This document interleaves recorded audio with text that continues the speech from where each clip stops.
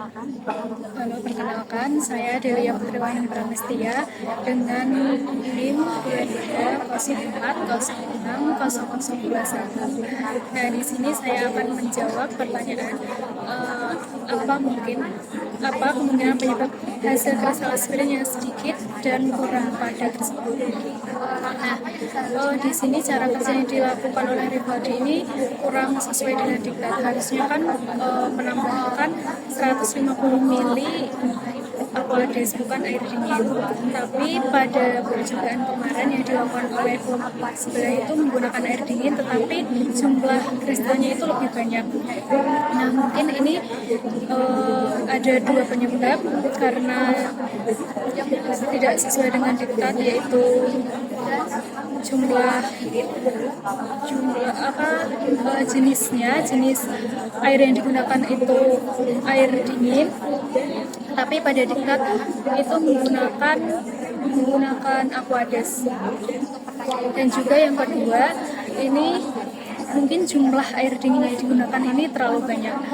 Kemudian langkah yang seharusnya Rivaldi lakukan untuk meningkatkan jumlah dan kualitas kristal aspirin dengan cara yang ada dua cara juga. Yang pertama mengikuti diktat, yaitu menggunakan 150 mili Aquades dan dapat mengurangi air dingin.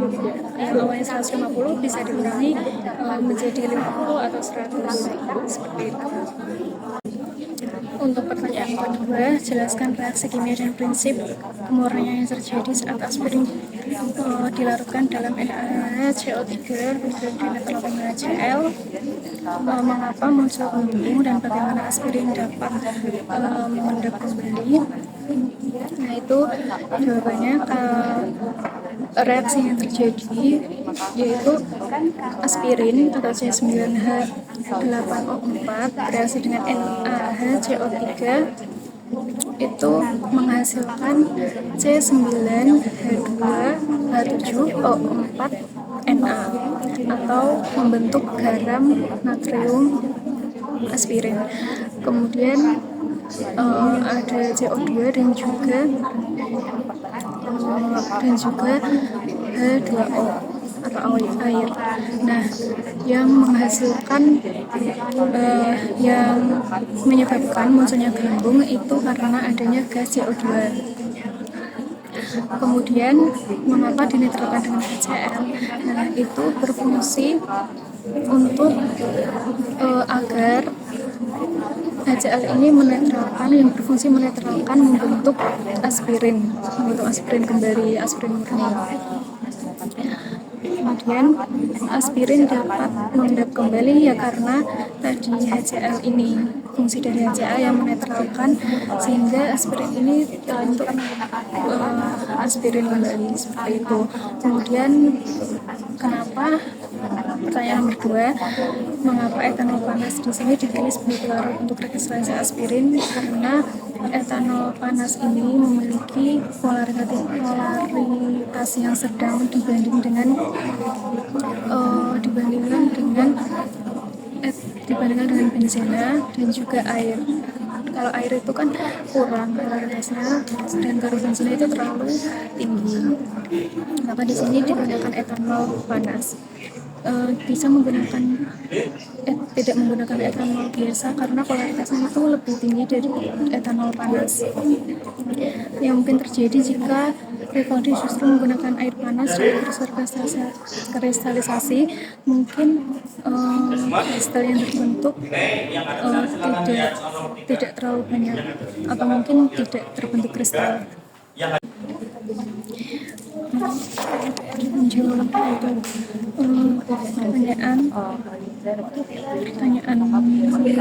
titik leleh nomor 1, mengapa pH aspirin hasil sintesis lebih rendah dan memiliki rentang lebih lebar dari standar? Nah, ini disebabkan karena pada aspirinnya atau pada kristalnya ini masih memiliki banyak pengapar pada saat proses pemurnian. dalam kristal. Nah, kemungkinan juga mengandung zat lain seperti asam salisilat, asam asetat, dan juga air dalam kristal tersebut, sehingga titik lelehnya ini kurang dari 138 sampai 140. Kemudian menjawab yang poin C, HPLC, berdasarkan gambar kromatografi waktu retensi, apa kemungkinan penyebab munculnya dua puncak pada sampel ayu. Nah, kemungkinan ini ada dua puncak. Puncak yang satu ini aspirin, puncaknya aspirin ini, yang satu adalah motor atau zat lain seperti asam salisilat, asam asetat, air, dan lain-lain.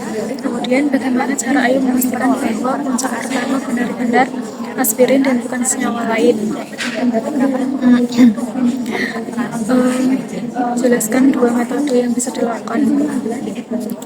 Mungkin bisa dengan melakukan evaluasi penghitungan, yaitu dengan melakukan waktu retensi dibandingkan dengan teori-teori yang sudah ada. Kemudian ada faktor kapasitas, faktor selektivitas, ada juga plan teoritis, dan lain-lain. Mungkin bisa menggunakan faktor-faktor ada evaluasi tersebut.